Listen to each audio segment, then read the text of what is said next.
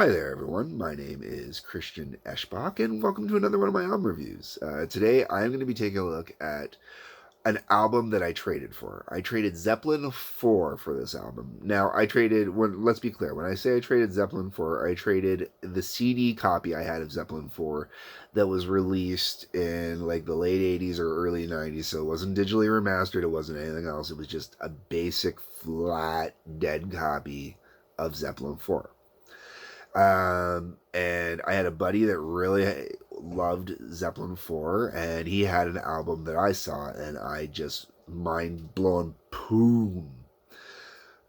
Now, what if I told you there was an album out there that had Alice Cooper rapping on it? Oh, yeah. Desmond Child, magnificent producer, all over the album. Paul Stanley delivering killer vocals all over the album. You'd probably be like, okay, this could be an interesting album. What if I also threw on Iggy Pop? And you're now questioning yourself.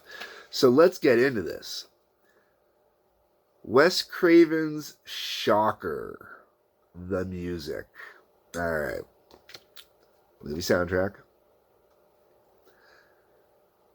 Movie itself, bit cheesy. Sort of, kind of. I haven't watched it probably since it first came out. I remember it was kind of cheesy back then, and I remember when I saw the soundtrack, I had seen this and went, wow, really? Now, this soundtrack is just... If you ever want to know what the late 80s and early 90s sounded like, this is 1989, okay?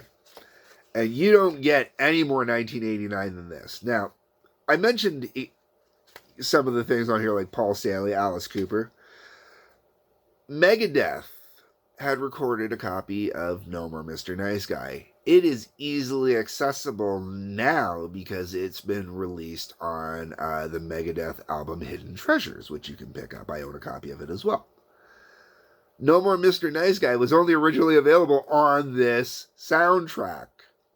So that was the main reason I traded for this album. Was I traded Zeppelin IV so I can get Megadeth doing No More Mr. Nice Guy and Alice Cooper rapping.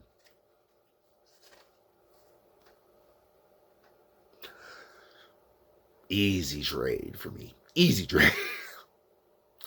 So let's get into this, okay? The album opens up with Shocker. Now, this song just sounds kind of weird and wrong as a theme for the movie. Too happy, too cheery. But what a great song. Okay, I'm going to rip on this album, but at the same time, this album is amazingly fantastic as far as glam metal goes, okay? If you were in that hair metal period, that 89, 90, with the whole hair metal and that craziness and overproduced glam metal, I mean, we're talking real glam metal here, man. This album, wow, okay? Like, this is an album that I think every metalhead should own. And if you're into like that glam metal stuff and you don't own this album, you're not a real glam metal fan, okay? And I'm not a glam metal fan, but you still gotta own this album. Like, I still love listening to it. It's so cheesy and so good at the same time, man. Okay, so back to the song Shocker. Now, this song is performed by the band The Dudes of Wrath. Oh yeah, 89, baby, The Dudes of Wrath, okay? And who are the Dudes of Wrath? The Dudes of Wrath are Paul Stanley and Desmond Child on vocals, Guy Man Dude and Vivian Campbell on guitars, Rudy Sarzo on bass, Tommy Lee on drums, and then on background vocals you got Kane Roberts, Desmond Child again, Michael Anthony, and Louis Merlino. Did you notice how many big names are that song? All right. Now, that is followed up by Love Transfusion. Oh, that title says it all, right? Love Transfusion. Okay, check this out. I'm feeling kind of weak. I need a love transfusion. My heart is bleeding and it's love I'm losing. Baby, save me, please. I need a love transfusion. I gotta have a shot of your love to get me through the night. So 80s. So 80s. But you know the best part is it's Iggy Pop. Okay, man. Iggy Pop singing this. And I just. But as much as you think that's cool, all right, you're going, oh, wow, Iggy Pop. No, but Iggy Pop had nothing to do with writing the song. Let's be clear. A lot of the people on these songs had nothing to do with writing them. Because the song was written by Desmond Child, Alice Cooper, and Vladimir Matetsky. My apologies if I said that wrong. Really? And it does. Love Transfusion totally sounds like it belongs on, like it was a cut track from Alice Cooper's Constrictor album. Totally sounds like a cut track from Constrictor. And the way that Iggy delivers it is just great. From there, we go into, as I said before, No More Mr. Nice Guy, recorded by Megadeth. Such a beautiful sharp edge. Now, I'm an Alice fan through and through, and when I heard this, I went, damn! Because the sharp edge that Dave Mustaine put on it here was just absolutely fantastic. I mean, he gave it that sharp, jagged, rough edge that I don't think Alice ever could have, because it's that 80s metal, right? And that's what you can hear. And instead of being, you know, a pissed off guy with a baseball bat, is now a guy with, you know, like a freaking giant ass machete or something like that coming at you, or a machine gun or an Uzi or something like that. Like, it's got that jagged, vicious kind of, yeah. No more Mr. Nice Guy. That's me. Yeah, right. Yeah. You know, you can just hear Dave, you know, just taking that knife and jabbing it in. Beautiful performance. Absolutely fantastic. And if there are people out there, and I've heard them, people out there have said, well, I prefer the Megadeth version better. I think it's better. I will totally accept anybody that says the Megadeth version is better. It's not my personal opinion because, you know, I'm an Alice Cooper diehard. But so be it. From there, we go into Sword and Stone, performed by the group Bonfire. Now, the song was written by... Now, Desmond Child wrote almost any of the original music on here as part of the writer. Everybody else kind of varies from there. But then you got Desmond Child, Paul Stanley, and Bruce Kulick. A lot of Kiss there. But it's not the Kiss guys performing the song. Totally different band.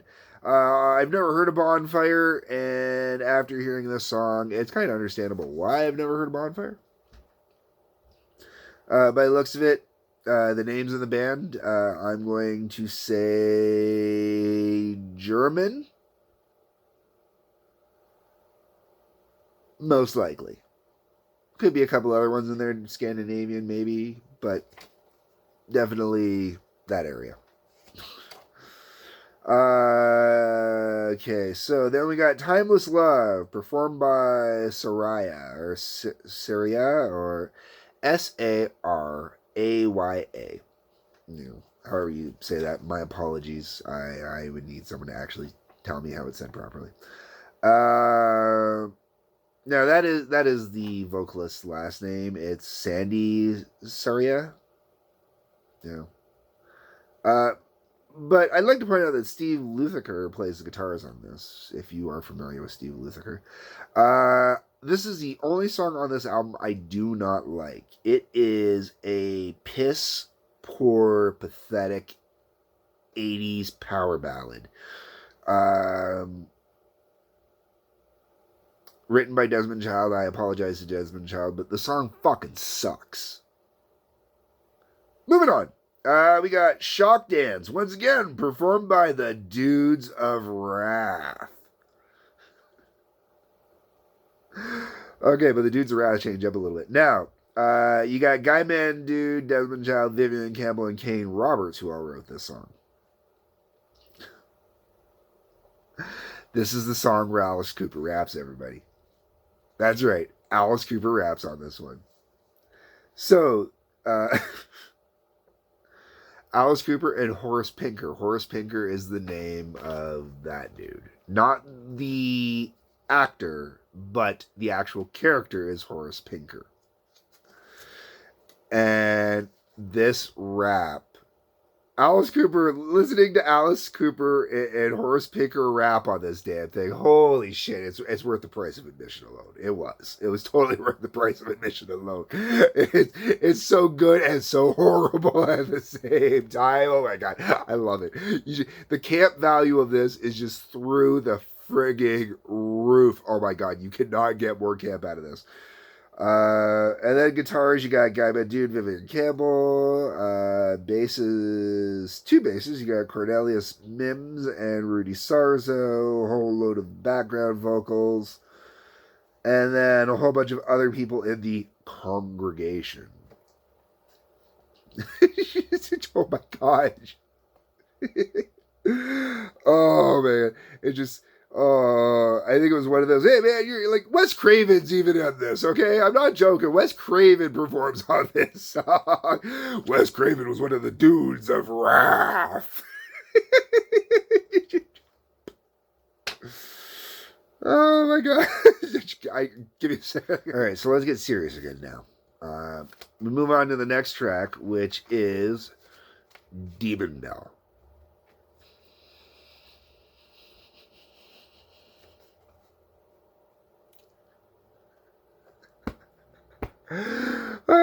Demon Bell is performed by Dangerous Toys. Now, Dangerous Toys was one of those bands that came out in that time period where people listened to that style of music, but Dangerous Toys was not one of those bands that lasted. Not even close to one of those bands that lasted, and should not have been one of those bands that lasted. However, Demon Bell itself as a song, well, it is cheesy and only can work on a soundtrack for a movie like this. Or a horror movie in general. It's not a bad tune. It's actually an okay tune. And this song was partially written by the actual band Dangerous Toys. It was Jason McMaster, Desmond Child, and Dangerous Toys. And it's something. But I do enjoy the song when the album's playing. I mean, this album as a whole, when it's playing through, is actually really, really enjoyable. I do really thoroughly enjoy the album on a camp level. It's purely on a camp level, okay? For modern-ish listeners, this would be like picking up Steel Panther, maybe.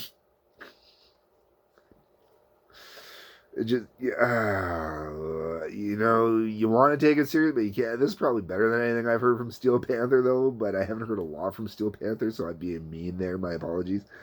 We're going to move on from Demon Bell and Dangerous Toys now. We're going to go to The Awakening by Voodoo X.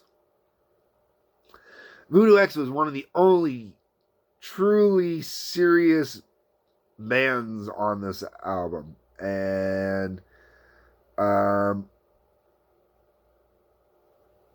really good tune.